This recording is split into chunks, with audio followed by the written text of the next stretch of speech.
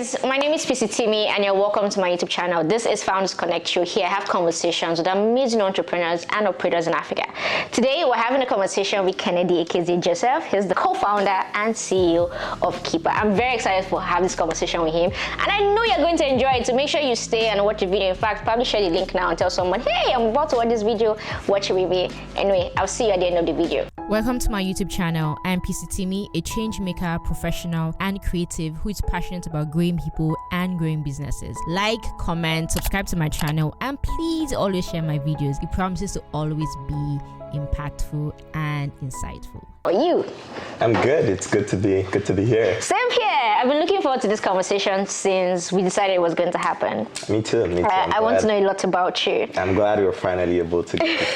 So let's start, right? I usually like to start my conversations with just getting to know the person before we start talking about what the business they're currently building. So tell me, where did you grow up? What was growing up like? Where did you school? What was your fondest childhood? I want to hear as much about your background. How much time do we have? Let's try. Let's find out.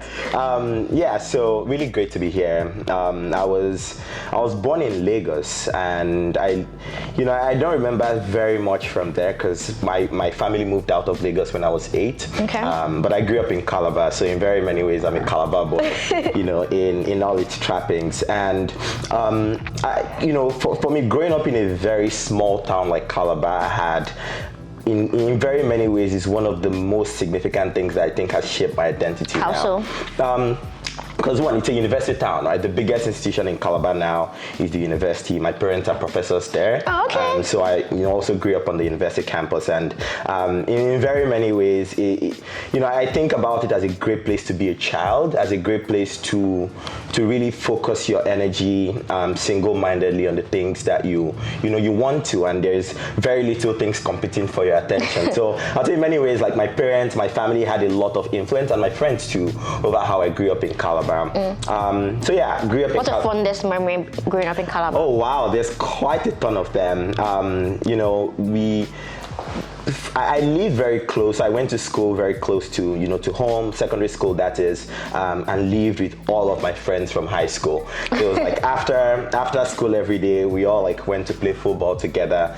So it was growing up in a very small, immense community, and there's so many memories from playing soccer every weekend with my friends, ultimately going to University of Calabar, being on the debate team there. I think some of my fondest memories actually come from the debate team. Why so? I mean, I got into college at 16, university at 16, and from a very young age, I had the opportunity to start to travel across the country, travel across the world to compete with other folks, and For debate, yeah. And so it was just growing up, spending my teenage years in this very competitive environment and mindset, and lots of it was fun. You almost expedited how quickly I grew up, and here I am today. Interesting. So you went to University of Calabar and studied philosophy. Why philosophy?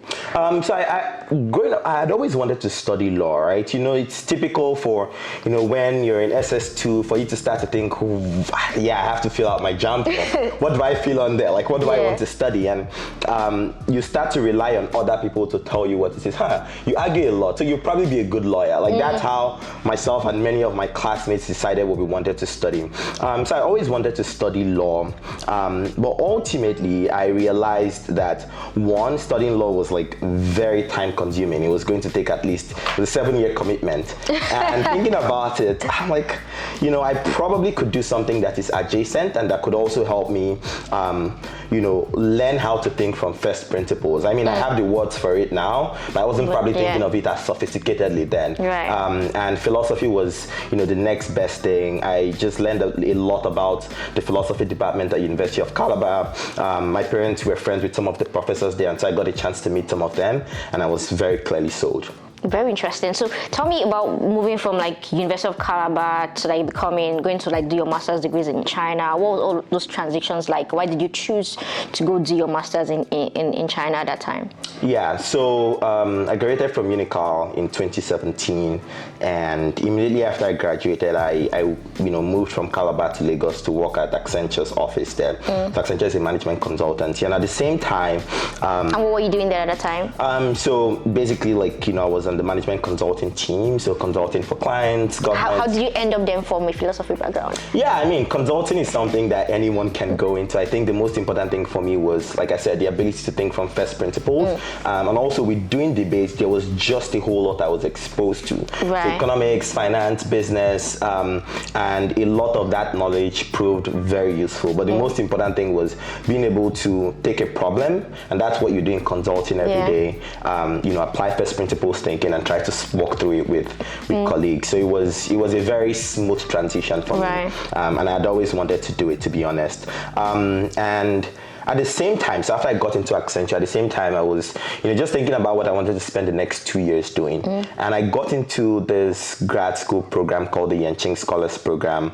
And when I did, it was very interesting for me because, so it's this scholarship program that brings graduates from across the world and brings them to China's top university, Peking University, for 1 to 2 years of grad school study. And it was fully funded. So I was like, when next in my life would I be able to take 2 years to go live in China? This seems like a great time to do it. At the time, I was the first Nigerian who was accepted into that program. And I also thought it could be very beneficial. I could actually help improve the awareness and standing of the program on the continent. And also help usher that program into the continent and, help them learn how they can recruit more scholars from Africa, which I successfully did when I, went. So based off all of those, I'm like, it checks out. I would go do this. It's risk-free. And so that's how I moved to China about 10 months later. And what was it like in China? What was like the highs and the lows of the experience? Because it was vastly different from living in Calabar. It was very different.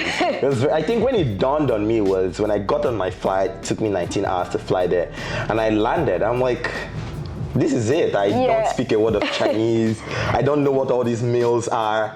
This is it. There's no going back. So that was the first time I confronted the reality I was going to be in China for 2 years.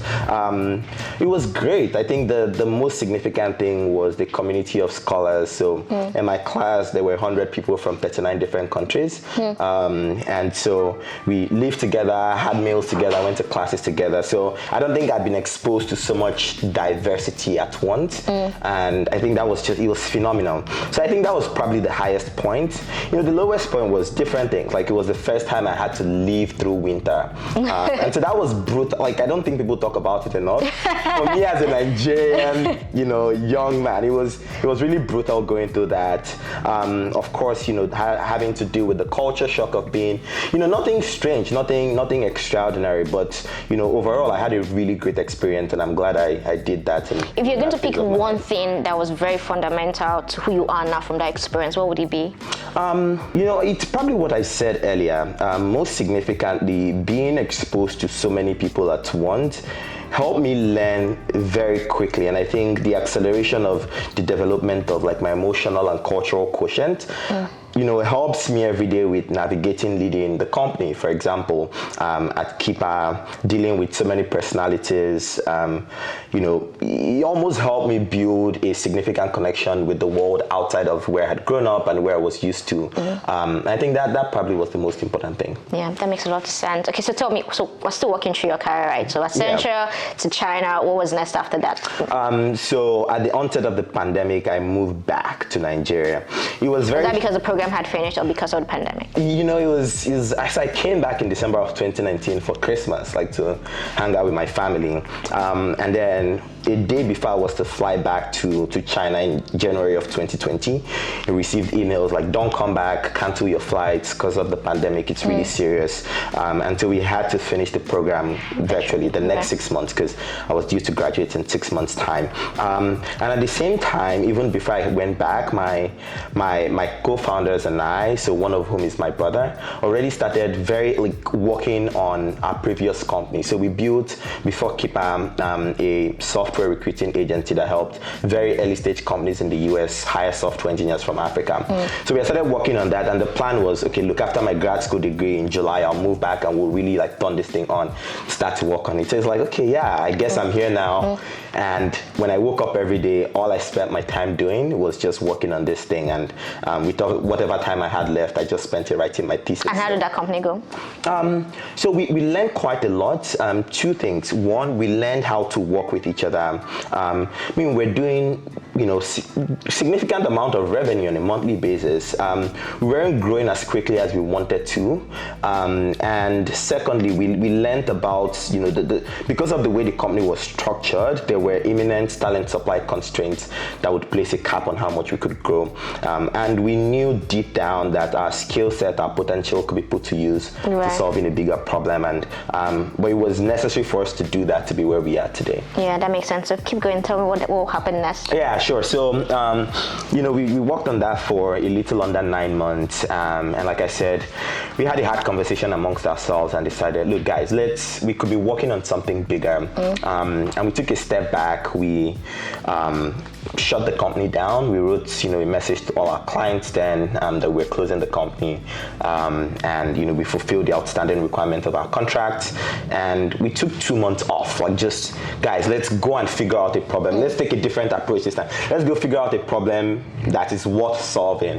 And so during that time, we traveled across the length and breadth of Nigeria. We were living in Uyo at the time, so that's a part of the story I missed. When I moved back, we moved to Uyo, like a very small city, capital of Akwa Ibom State. So your co-founder, the one that's not your brother, he grew up in Calabar as well? No. He grew up in Lagos and Abuja. Okay. So we met debating because he went to FUTA, so we met competing against each other. That's how we met. So all three of us moved to Uyo, and the goal for that was to minimize our cost because we weren't taking any salary, and to maximize our focus, away from all the noise and all the things. And so we were at the time, so we traveled to Calabar. Of course, it was next door. Went to Onitsha, we went to Lagos, went to Aba. Meeting merchants, really spending time amongst them. When you guys were traveling at that time, what was it that you're looking for? Because now you mentioned merchants, but when you started with just like the US clients and you went back to you said, let's go find any problem and solve that problem. So how did it then become, let's meet merchants in every city? Great question. So we had gone through, I think, like 6 to 8 different iterations of like problems before we even set out to travel, right? I don't even want to start to go through them, but we took like 6 weeks and went through them, got on the phone with, for example, we were thinking about building a customer communications platform for businesses. And we got on the phone with businesses. We learned, okay, this is probably not the right business for us to build. But we knew within the small to medium business industry, there was a lot of problems and that would potentially present themselves as opportunities. So what we wanted to do was to figure out the hardest pain points that we could solve. The hardest? The hardest, and that if we solve, had the opportunity for massive upside. And so that's why we set out to travel, to meet them and decide if it's even worth pursuing and if we were the right people to pursue it. So what did you find? Quite a number of things. When we went on this trip, we saw, of course, as we all know, small business owners, managing their businesses using very archaic means with pen and paper, doing everything from payroll to staff management to accounting to inventory management with, physical ledgers, or some of them with none of those at all, and just relied on their minds and their instinct. And we thought that was a very interesting problem. So very many of them in the middle of the day close their businesses to go out to the houses, offices, churches of people who owed them money to politely remind them to pay them back. And we thought these were very interesting problems to, that these merchants experienced. And, one of the most significant things we found out, if I should put it in one line, is the reason why, small businesses keep failing every year is because they don't have access to finance and resources to grow their business. It's simple. So we thought that was interesting, and we just took all of those lessons, all of our notes, and came back to to figure out, okay, now what do we do with all of this? I think that was the turning point. That was when we really decided, okay, we're going to build the company that eventually became Kippa. We didn't have a name for it then, of course. And we decided that we were going to take the approach we did, start by building a bookkeeping solution, layer on different aspects of software, so inventory management, debt management, build an MVP in 3 weeks, give it to a few people, see how they react. If not, we go back on the road again and try to figure out what next to, So tell me about the skill set between you and your co-founders, because did you guys actually build the MVP in 3 weeks? So like, I'm curious to know the skill set that you had to be able to actually weigh it out and validate it. Yeah. So there's 3 of us. Jefta is our technical founder, and he handled building it. We had a friend, Jude, who ultimately joined the team. He's currently front-end lead and in the company now. So he joined us as a contractor then. He had a full-time job. So he was working with Jefta to crank out this MVP. For me and Duke, we handled like community building.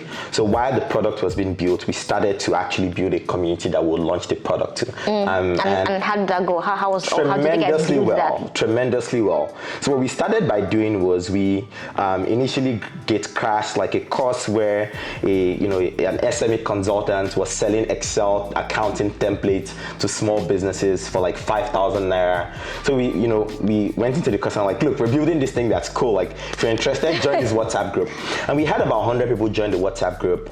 So we took them, put them in a Facebook group, and every day we're sending like posts out to them. This is how you grow your business. This is how you increase prices. Like, we were just providing value to them for free, and we were obsessive about turning that community into our own. And we grew that community from 100 people to about 50,000 people in that Facebook group. And ultimately, when we rolled out the product, it was those merchants that we rolled it out to. And so Duke and I spent a lot of time on that. And what was the first iteration of that particular product? Yeah, so it was a very simple accounting tool that merchants used to record how much they made and sold every day, and also keep track of like all of their customer details. So if Peace comes to Kennedy Laundry Shop to transact, maybe like get her clothes laundered worth of 1,000 naira, you tell me you pay me back at the end of the month when you get your paycheck. They use the app to record all of those details, and the app now automatically sends SMS and WhatsApp reminders to you to pay me back at the end of the month when you get your paycheck. So that stays top of mind. Interesting. Yeah, and so that helped merchants get their money back 3 times faster than they otherwise would have. And okay, this is cool. Our early users love it. We stayed with 400 of those merchants for about 13 weeks before we rolled it out to everyone else. So what were the key things that you used to measure success at that point before you rolled it out to the public? Yeah, so it was both qualitative and quantitative, right? So qualitatively, it was the feedback, the conversations, feedback to make like the product better. We saw users really engaged and it was delivering value to them. Quantitatively, I mean the basic things, usage, retention on those early users, the transaction activity, how much they were actually logging on the product over time, and on all of those metrics, it was really strong, and we thought it was time for us to roll it out. Did you guys monetize from day one? No, we did not. So our strategy was, let's build a product that allows us retain merchants and become the de facto way they do their business, and we needed to de-risk that, so that's why we did not monetize from day one. Okay, so are you guys making revenue now, or still? Yeah, we very recently became revenue positive, so that's good, and it's top of mind for us. Okay, so when you guys launched after that 13 weeks, what were the next steps? Because up until then it was just still you, Duke, Jefta, and the contractor, right? So at what point did it become, we're not just building a product, we're building a company? Like, what was that milestone that made it seem, we're going to hire a team, we're going to raise money, like? So within that time period, it was 4 of us, and as we started to launch to more and more people, we opened up to our wait list in phases. We were we have a lot of customer support requests, and it was impossible for just Duke and I to continue to handle those. So realized we needed to put a team together. Our first hire was a social media manager who also did customer support, and then we had a customer success team because we had a few more engineers. And slowly we became a real company. We already started to get interest from investors, so we were speaking to a few of them, and not very long after we raised some capital to allow us build and scale the product. What's the meaning of Kippa? So it was very funny story. Before we rolled out to app stores, we needed a name for the product, right? So Duke and I sat down at like 11 p.m. We had a long sheet where we were going like different names. what could we name this company? And so like, oh, Bookkeeper. The last part of that we could, and we also needed to check for domain name availability. So like, oh, Kippa, it sounds cool. There's very little digital footprint for this, and we could really just own it. So we had like an hour to make a decision before we rolled out, and it stuck. Yeah. Very interesting. What's it like building a company with your brother? Is he your older or younger brother? My younger brother. He's younger than me by about 18 months. It's great. Duke and I are incredibly good friends. So even if we weren't brothers, like I would still build a company with him or do anything at all with him.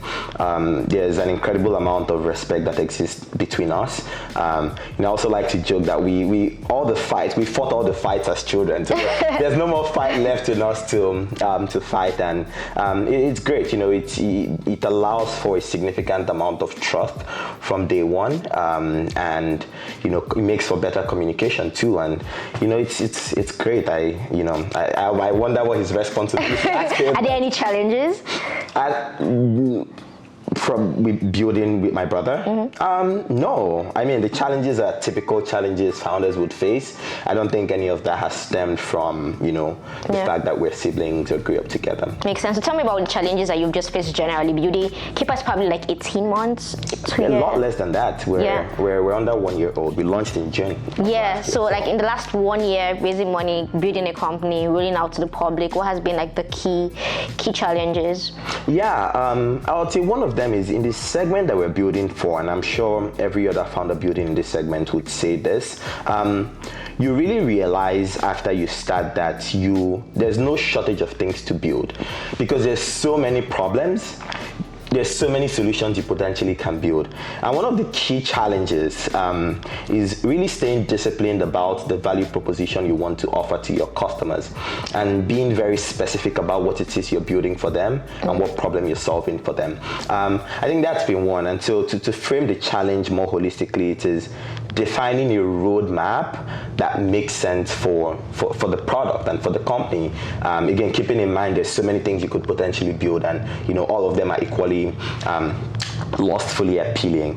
The typical challenges a company in Nigeria would face is, one of them is hiring talent. I think what we're seeing now is there's a lot of capital available on the continent, and so it makes it even harder to find talent, not just because people are with the companies that pay the highest, but also because what I'm seeing in the past 6 months, I've spoken to more than 1,000 candidates.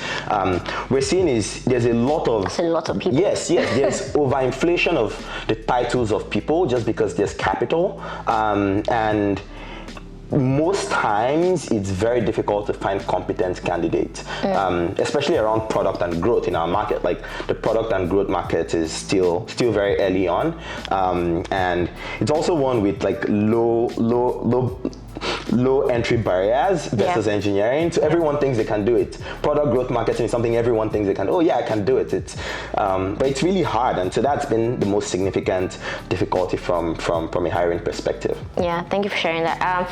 So I saw on your LinkedIn that you spent a year working at TikTok, right? Yeah. What was that like? Because you probably missed it when you're talking about your career journey. Yeah. And how has the experience you had there affected how you're building your company? Yeah, so I did work for TikTok while I was living out in Beijing for about a year. Was that part of the scholarship program? So not part of it, but like I was recruited from there directly. At the time, the company had seen the success of Instagram in Africa, and we had about 500 million users in other parts of the world, but very little footprint in Africa, and wanted to expand. And that was a very unique experience because it was like working at a startup inside of a startup. Out in Beijing, there were like 12,000 employees at the office there, but I was only in a very small team of about 8 people with limited budgets, and really had to figure out how to sustainably take this product to market in Africa. And so, I was the only Nigerian on the team at the time, and Nigeria, of course, was our biggest market. And so it was an incredible experience. A lot of what I did was around user acquisition and growth, so retaining users, some of the earliest users of the product. The goal was, let's get as many creators as we can get on board, and that would help us attract other people. And so it was the whole thing, right, from acquiring users to, you're wearing a bright colored shirt, change it and make this video again, participate in this challenge again. It was, it really like building a startup. And I think a lot of those lessons, were carried over, and we still use that as we think about what it means to build a company. And what are some of those lessons? We can be a bit more specific. Yeah, so to be very specific, I think it is the sort of manual, doing things that don't scale, if I were to use something that a phrase that is well known now, and doing that, staying very disciplined about ensuring your early users are happy. And if they are, then it's easier for you to scale your processes. And I think that was very reflected in us deciding to stay with 400 people for 13 weeks and try to get a product market fit with them, to use that word loosely, before we open up to others. I think that's probably been the most significant. But the second thing is also how you can, being in an organization like that, it's very easy to see how ambitious, top down the organization thinks about new product lines, how it thinks about its place within, the entire industry. And a lot of that intangible, mental framing is super important. And I think it continues to inspire how we lead the team at Kippa today. Yeah, that makes sense. What would you say has been like the biggest lesson you've learned so far in your career? Oh, wow. Essential to Kippa now? That's a great question. All of the experiences have been different, but I would say the biggest lesson so far at Kippa is your first things first. You need to spend a lot of time developing perspective about your users. I think it's something that's probably said, but not enough. And that way, it makes it easier for you to trust your gut when you have to make decisions. It allows for more room when it comes to product decision making. Where should this button be? How should we frame this? Would our users be able to relate to this? And so for me, that's the most significant thing I've learned while we're building Kippa. It's very important to to continue to stay close to users personally, and not just have a team that does that, but you as a founder.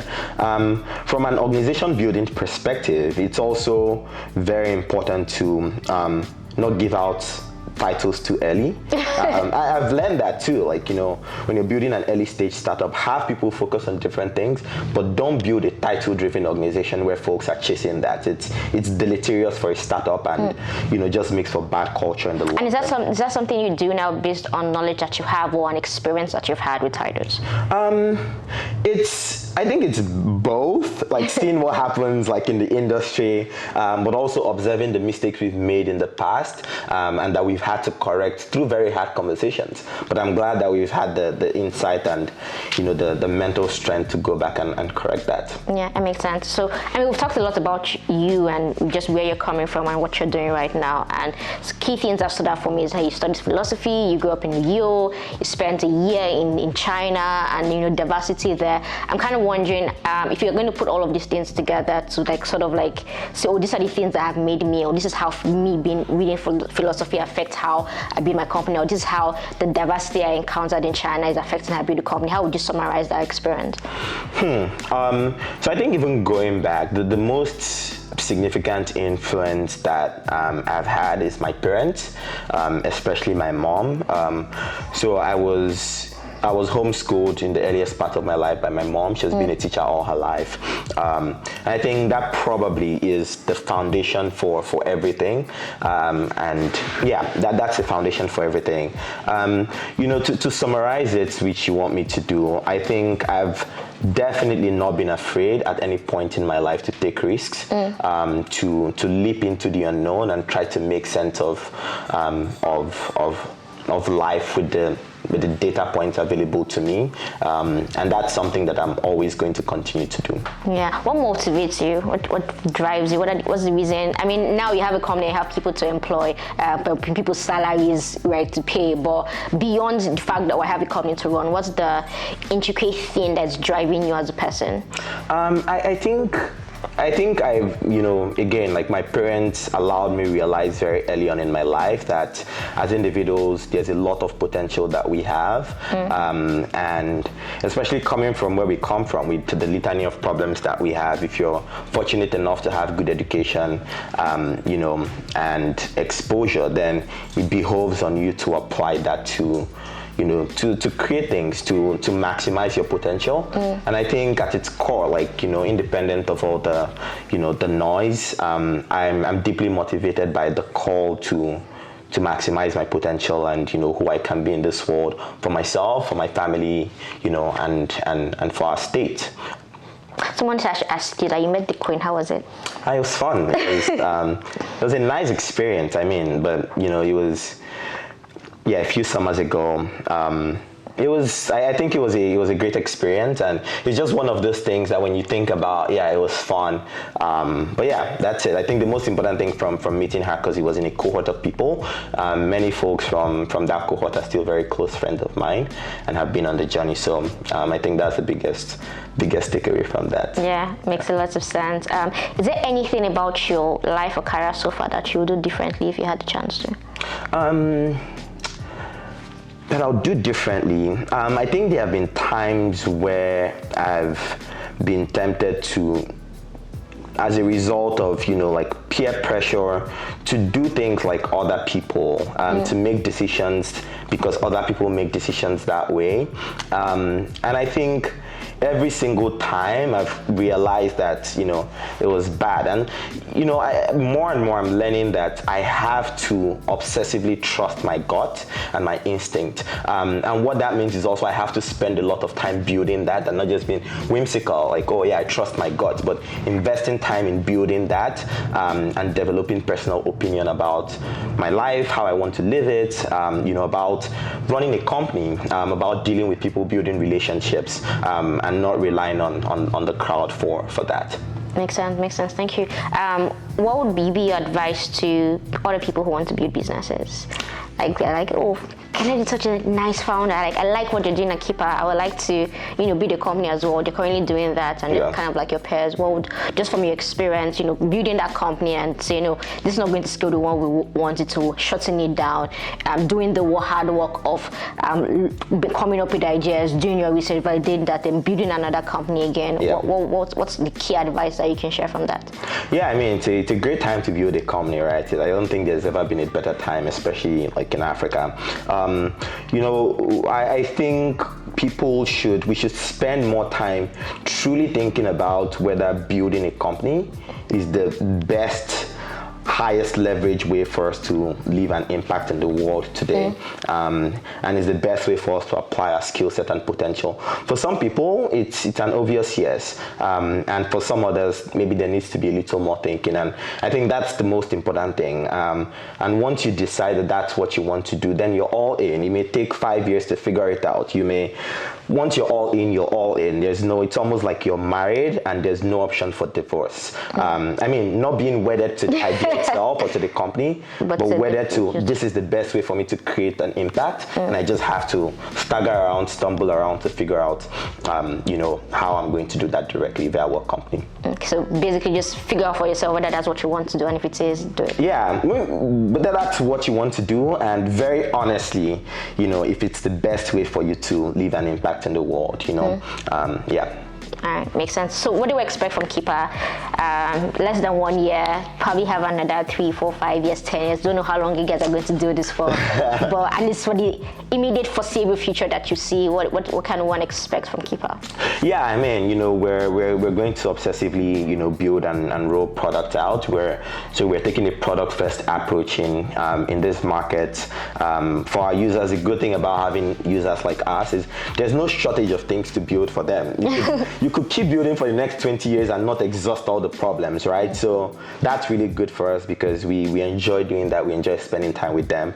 Moving forward, a lot of our focus is going to be on financial services and truly helping them bridge that access. So not just accounting anymore. Yeah, so not just that. It's an entry point. It's a great way for us to start to solve a critical pain point. But there's more and more problems. These businesses need money. I think, if you ask any business person, that's it. I need to sell more, I need more customers, I need more money in the door to keep my business alive. And I feel like every company. Is there a credit feature that's coming in soon? So I mean, that's one way, right? We don't know yet if that's the best way for us right now to solve for that, but that's a very great way to we've seen people do that in our market and in other markets. So yeah, we will continue to chip away at that, and it's a very exciting phase for us, and we would not be doing anything else with our lives at this point. Oh, okay. Yeah. That's very confidently said. Yeah. Very nice. Yeah. Final question: is there something you wanted to share or answer that I didn't ask you about? To share or answer?